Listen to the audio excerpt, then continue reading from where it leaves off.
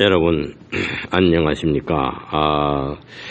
이제 계속해서 그 강의를 하겠습니다. 오늘은 마르키온이라는 사람에 관해서 그 마르키온과 그의 교단에 관해서 말씀을 드리겠습니다. 주후 3세기경 지중해 연안에서 가장 높은 지성과 가장 깊은 신앙의 장소는 알렉산드리아였습니다.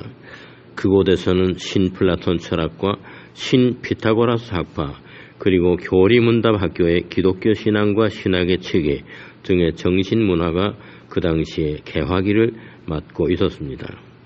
그런데 지성의 한계와 신앙의 시면이 조화를 이루게 될 무렵에 여기에 대한 사상적인 그리고 신앙적인 도전이 일어났습니다. 그것은 마르키온이라는 사람과 마니라고 하는 사람의 출현으로 이룩된 사건입니다. 오늘 이 강의에서 이 마르키온과 마니에 관한 설명을 드리려고 합니다. 우선은 마르키온에 대해서 설명하겠습니다. 마르키온은 주후 AD 85년경에 시노페에서 태어났습니다. 시노페는 지금의 터키의 북부 지역인 폰토 지역의 항구 도시로서 흑해의 남쪽의 면에 있습니다. 마르키온의 아버지는 바로 이 항구 도시에서 해운 운수 사업을 시작하여서 거부가 되었습니다. 그리고 베드로의 유대인을 위한 그리스도 교회의 성직자로서 시노페 지역의 이를테면 베드로가 세운 로마 교회의 지역구 감독으로 부임되어 있었습니다. 마르키온은 아버지로부터 이러한 정신적인 그리고 물질적인 재산을 함께 물려받았습니다. 또 자신은 아버지보다 더 상업적인 소질을 타고나서 20세 때에 이미 당대 최고의 갑부가 되었습니다. 그는 아버지로부터 독립하여서 독자적인 사업가가 되었는데 40대에 이르러서 그는 로마 교회 베드로와 주의 형제 야고보가 세운 교회에다 20만 제스터첸을 헌금했다고 합니다. 오늘날 유로로 환산해 본다고 하면 약 2억 유로 정도 되는 거액이라고 합니다. 이러한 경제력을 가진 마르키온은 사도 내지는 속사도들의 선교 활동 시절에 살아 있었으며 알렉산드리아의 신플라톤 학파 내지는 교리문답 학교가 생겨나기 직전에 세상을 떠난 인물이기도 합니다. 그가 살아있을 당시에는 사도 요한이 에베소 교회에 90세가 넘은 나이에 장로로 일하고 있을 때였습니다. 사도 요한의 후계자인 폴리카프 감독과 거의 동년배였는데 그는 사도 바울의 동역자들이 살아있었던 기독교 초창기 때에 살아서 왕성히 활동한 기독교 신자였습니다. 순교자 저스틴은 150년 AD 즉 주후 150년경에 폰토 출신의 마르키온이라는 사람은 지금 우리 곁에 살아있는 실존 인물로서 이단 교소를 유포하고 그리스도와 그리스도인들을 욕되게 하는 아주 위험스러운 인물이라고 경고한 일이 있습니다. 또 터틀리아는 그의 마르키온의 가르침이 온 세상에 편만해졌다고 근심하기도 하였습니다. 그러면서 그는 이 신흥 종교 집단의 교세가 로마, 이집트, 아라비아, 시리아 각 지역으로 확산되고 있다고 근심하였습니다. 이러한 당대의 기록에 의하면 마르키온은 초대교회에서 매우 중요한 그리고 또 기독교인들에게는 위험스러운 이단의 가르침을 선포하는 사람이었다고 이해가 됩니다. 그러면 마르키온은 과연 누구였습니까? 여기에 최근의 연구 논문들을 통해서 그의 생애를 좀 알아보도록 하겠습니다. 마르키온이 16세 정도의 나이였다고 합니다. 그는 아버지가 로마로 간 사이에 즉 베드로 교회에 베드로를 만나러 로마로 간 사이에 시노페의 교회당에서 깊이 보관해둔 기독교의 문헌들을 몰래 꺼내서 볼 수가 있었습니다. 아마 호기심이 있었던 까닭이었을 겁니다. 첫 번의 두루마리는 사도 바울의 갈라디아서였다고 합니다. 거기에는 복음은 하나이며 다른 복음은 없다. 우리나 천사라 할지라도 다른 복음을 전하면 그는 저주를 받으리라 라는 구절이 있습니다.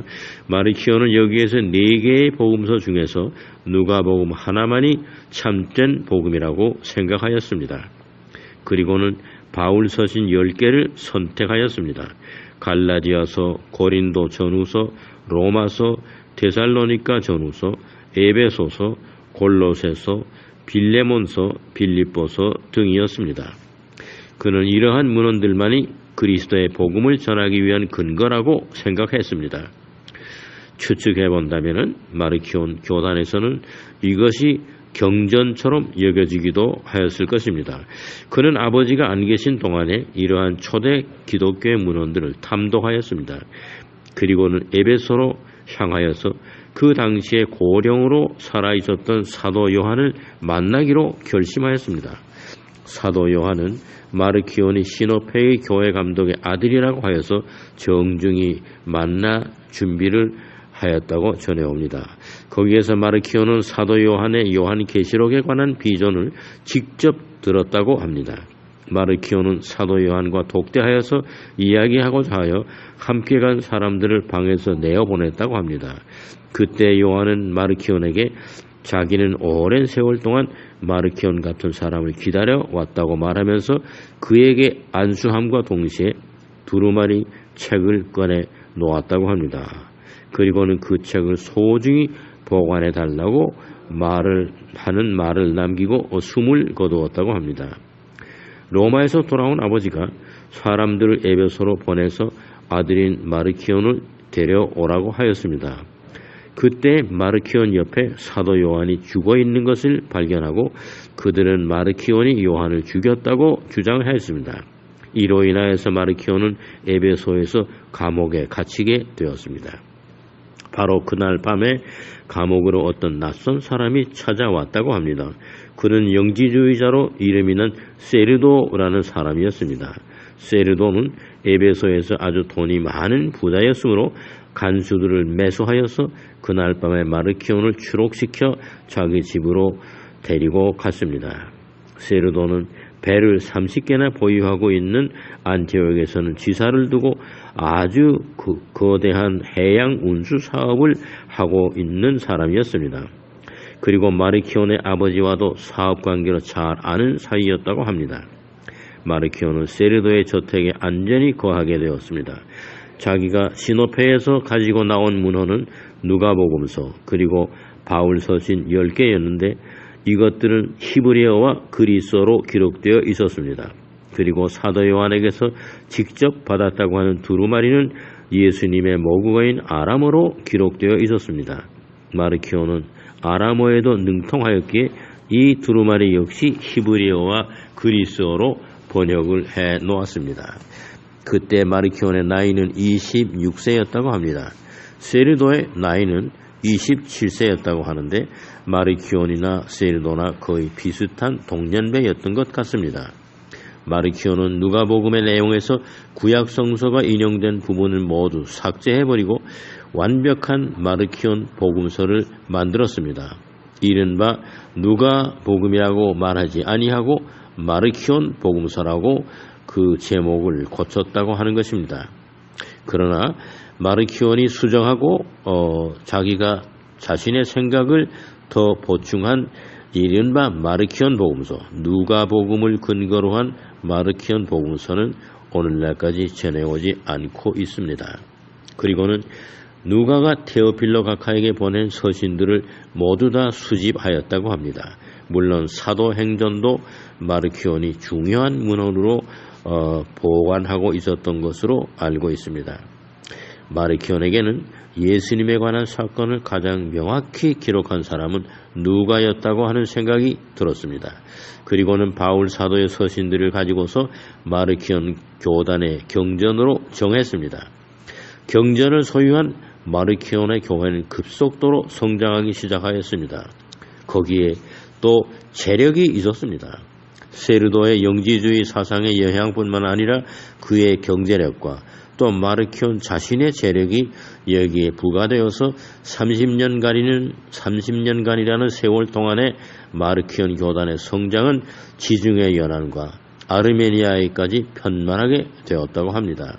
추후 144년에 마르키오는 로마로 갔다고 합니다.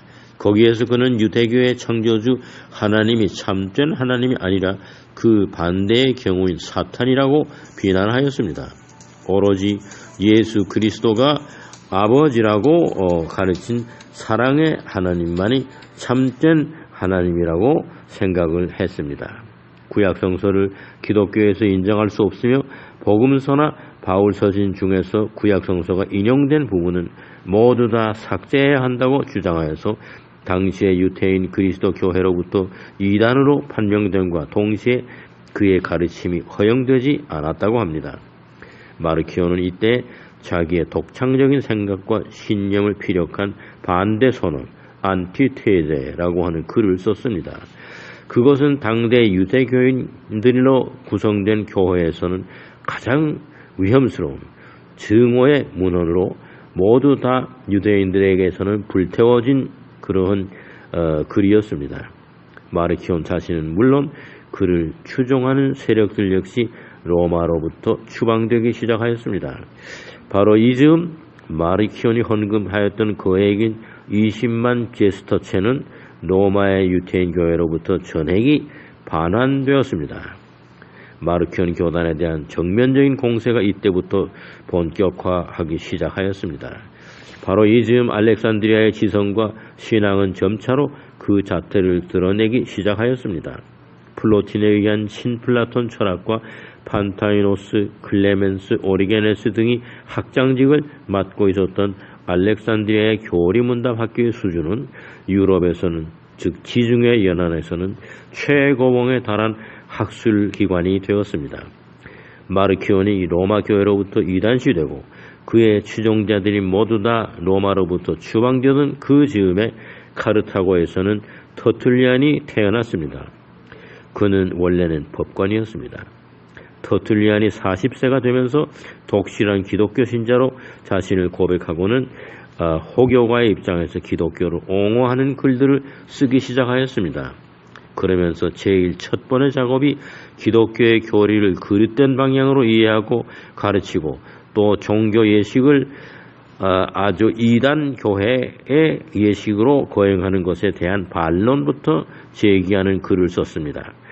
그래서 터툴리안은 마르키온에 반대하여 아드베르수스 마르키오넴이라는 글을 썼는데 방대한 저작입니다.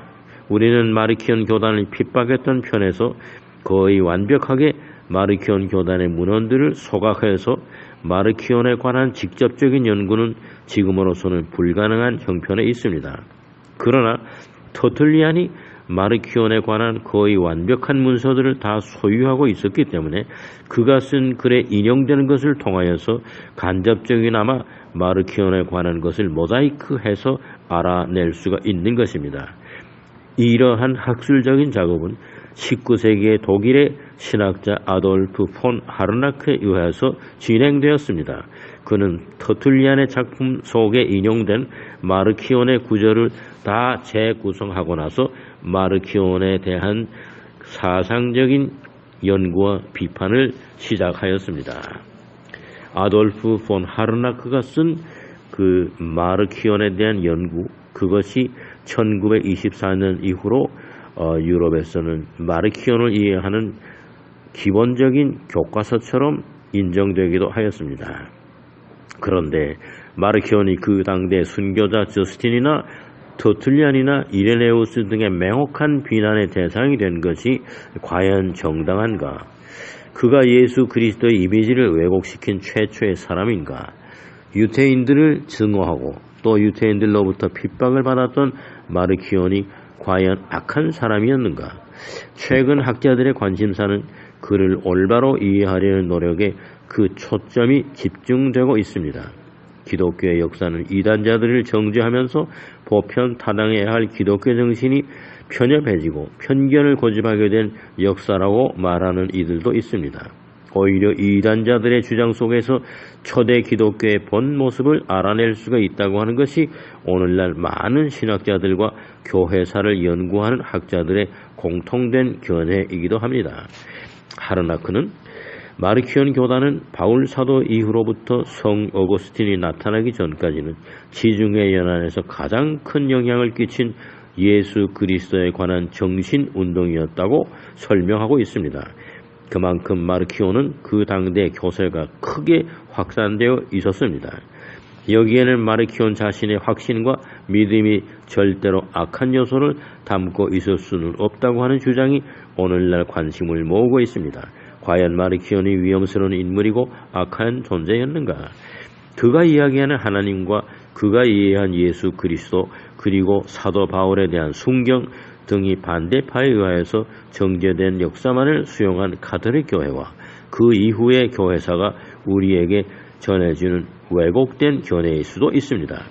그러나 마르키온 자신에 관한 긍정적인 또는 선한 면은 하나도 전해오는 바가 없습니다. 여기에 마르키온 자신의 가르침을 요약해봄으로써 마르키온은 과연 어떤 인물이었는가, 그리고 신앙의 역사에서 어떤 지위를 차지하였던가 하는 것을 확실히 알 수가 있는 것입니다. 마르키온은 예수 그리스도에게서 처음으로 참된 하나님의 모습이 보여졌다고 생각하였습니다. 사랑의 하나님은 유대인들의 여호와 하나님 또는 모세오경에 거론된 하나님과는 무관한 존재이며 예수님 이전에는 이 지상에는 전혀 알려지지 아니한 하나님이라고 이해한 것입니다. 이러한 생각은 사실은 마르키온 자신의 독창적인 생각이 아니고 당대 지중해 연안에 유포된 영지주의의 이원론적인 신관이기도 합니다. 즉 참된 하나님, 찬연한 절대의 세계인 플레로마에서 보좌에 앉아 계시는 하나님, 그리고 이 세상을 지으신 창조주 하나님 데미우르고스가 서로 같은 존재가 아니라고 하는 것입니다. 마르키온은 창조주 하나님 곧 데미우르고스에 해당하는 하나님은 악한 하나님, 유태인들이 섬기는 하나님인 것입니다. 그 하나님은 시기, 질투, 분노의 실체인 사탄인 것입니다. 그러한 사탄을 섬기는 유태인의 무리들이 참된 하나님, 곧 사랑의 하나님을 증거한 예수 그리스도를 십자가에 처형한 것이라고 이해하였습니다. 그래서 마르키온 자신과 그를 추종하는 사람들은 유대인들을 증오하지 않을 수가 없이 된 것이었습니다. 마르키온 자신이 인정한 누가복음서를 마르키온은 정성스럽게 정리 작업을 하여서는 자기 자신의 복음사라고 주장하였습니다. 그리고 10개의 바울 서신을 합하여서 마르키온 교단의 정경으로 지정하였습니다. 주후 144년 로마에서 자신이 직접 설립한 마르키온 교회에서는 바로 이러한 경전을 사용하였습니다. 우리에게 알려진 신약성서의 초기 경전 상태인 무라토리 경전의 그리스어 원본을 정경으로 정한 것이 마르키온이 로마에서 교회를 설립하고 난 이후의 일이었습니다. 즉 그리스도인들의 신앙생활의 척도가 되는 정경을 가톨릭 교회보다는 먼저 마르키온 교회에서 소유하고 있었다고 하는 사실은 우리가 잘 알 수 있습니다. 마르키온이나 발렌티누스나 마니 등은 초대교회로부터 이단으로 정제되었고 그들의 문헌들이 모두 다 소각되었지만 그들은 무신론자 또는 무신앙가들로서 기독교 교회에 반기를 든 사람들은 아니었습니다. 모두 다 자기 나름대로 올바른 신앙관을 소유했다고 생각한 사람들이고 자기네들의 신념과 신앙의 유형을 고집한 나머지 이단시 되었고 또 당시의 가톨릭 교회로부터 정죄를 받고 추방된 것입니다. 그러면 오늘을 사는 우리들에게는 그들에게서도 신앙의 모습을 찾을 수가 있지 않겠는가 하는 것을 생각해 볼 수 있습니다. 어떻게 보면 그들에게서 맑은 신앙의 시면을 찾을 수 있을는지도 모릅니다. 마르키온을 정면적으로 비난했던 터툴리안도 유대인들을 비판한 장본인이었습니다. 그는 유대인들에 반대하여 안티유다이오스라는 글을 쓴 일이 있습니다. 그렇다면 마르키온이 유대인들을 증오하는 부분에도 동의했을 만한 사람입니다. 터툴리안은 소크라테스를 비롯한 철학자들을 거의 모두 다 이단시하였습니다. 그는 철학자들을 다음과 같이 이해하고 있었습니다. 악은 어디에서 오는가? 운데 말룸. 악은 어디에서 오는가? 인간은 어디로부터 비롯되었는가? 이러한 일에 관심을 둔 철학자들이 기독교 신앙을 과연 올바로 이해할 수가 있겠는가? 아테네와 예루살렘이 무슨 관계가 있는가? 교회와 플라톤의 아카데미가 무슨 관계가 있는가? 이교도들과 기독교인들이 무슨 관계가 있는가? 스토아 학파, 플라톤 학파, 아리스토텔레스 학파, 이러한 철학의 학파 등에서 기독교의 올바른 교리를 어떻게 가르칠 수가 있겠는가? 우리가 믿는 예수 그리스도는 호기심의 대상이 아니다. 연구의 대상이 아니다. 그의 복음은 연구와 이해의 대상이 아닌 것이다. 우리가 믿는다고 한다면 그 이상의 무엇을 추구하려는 마음을 가져서는 안 되는 것이다. 우리가 믿는 믿음의 대상을 이해하기 위한 그 무엇이 존재한다고 하는 것은 우리의 믿음의 대상이 될 수가 없는 것이다. 지금까지 터툴리안이 쓴 글을 소개하였습니다. 이러한 강한 믿음에 관한 확신을 가지고서 터툴리안은 철학자들과 영지주의자들에게 맞섰던 것입니다. 그러면 그러한 생각이 마르키온에게는 어떻게 투영되었던 것입니까? 마르키온 역시 터툴리안과 마찬가지로 철학자들이나 유태인 학자들에 관하여 거의 공통된 견해를 가진 사람이었습니다. 마르키온은 초대교회 때의 중요한 문헌들을 직접 보았고 또 수집하고 있었는데 터툴리안이나 이레네우스는 그가 임의로 복음서와 바울 서신들을 수정하고 요약했다고 비난하였습니다. 그러나 독일의 철학자 쉘링은 그의 학위 논문에서 마르키온의 바울 서신에 관한 취급은 정반대의 일이었다고 피력하고 있습니다. 마르키온이 바울 서신을 어느 누구보다 더 정확히 이해하였으며 또 임의로 수정하거나 요약한 일은 전혀 없었다고 하는 것을 연구하여서 박사학위를 받은 바 있습니다. 즉 마르키온이 누가복음서 하나만을 인정했다고 하는데 그 당시에는 4개의 복음서가 있는 줄을 마르키온이 몰랐을 수도 있습니다. 4개의 복음서와 사도행전이 정경에 포함된 것은 마르키온 이후의 일이기 때문입니다. 마르키온에게 있어서 그리스도는 다분히 영적인 존재로서 그가 선포한 말씀인 캐리그마는 영적인 차원입니다. 따라서 마르키온에게 있어서는 기독교는 영적인 종교라고 이해할 수가 있습니다. 마르키온이 바울 서신을 정정한 것은 사실입니다. 예컨대 기독교인이 아브라함의 자손이라고 한 것을 마르키온은 믿음의 자손이라고 정정한 것은 사실입니다. 그런데 마르키온의 생각에는 기독교인이 유태인인 아브라함의 자손임을 바울 사도가 뜻한 것이 아니라 아브라함이 믿음의 조상이기 때문에 기독교인은 믿음의 자손이라고 하는 해석을 달았던 것입니다. 이러한 부분을 쉘링은 마르키온이 바울 서신을 오히려 올바로 해석한 것이라고 주장하고 있습니다. 마르키온 교회에서는 로마로부터 핍박을 받았지만 그는 어느 누구도 핍박하거나 비방하지 않았습니다.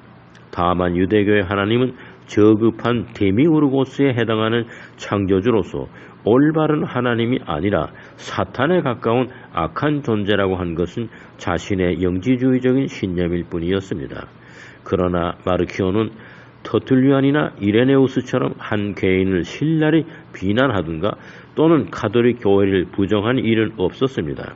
그는 천재적인 사업가로서 자신의 교회의 재정을 튼튼히 할 줄도 알았고 또 하나님의 말씀이라고 하는 경전을 순경할 줄도 알았습니다. 그는 자신을 철저한 바울 사도의 제자라고 생각하였습니다. 바울 서신을 자기 나름대로 해석한 것이 임의로 수정하고 요약했다는 질타를 받았을 뿐입니다. 마르키온은 인간적인 면에서나 자신을 그리스도의 부름받은 사도로 생각하는 면에 있어서 많은 추동자를 거느릴 수 있었던 위대한 점이 있었습니다. 그러나 주후 160년경 그가 서거한 이후부터는 교세는 많이 약화되었습니다. 반세기 뒤에 세상에 나타난 마니에 의하여서 마르키온 교회의 교세는 마니교와 병합됨과 함께 역사에서 마르키온 교단이라고 하는 이름은 사라지고 말았습니다. 감사합니다.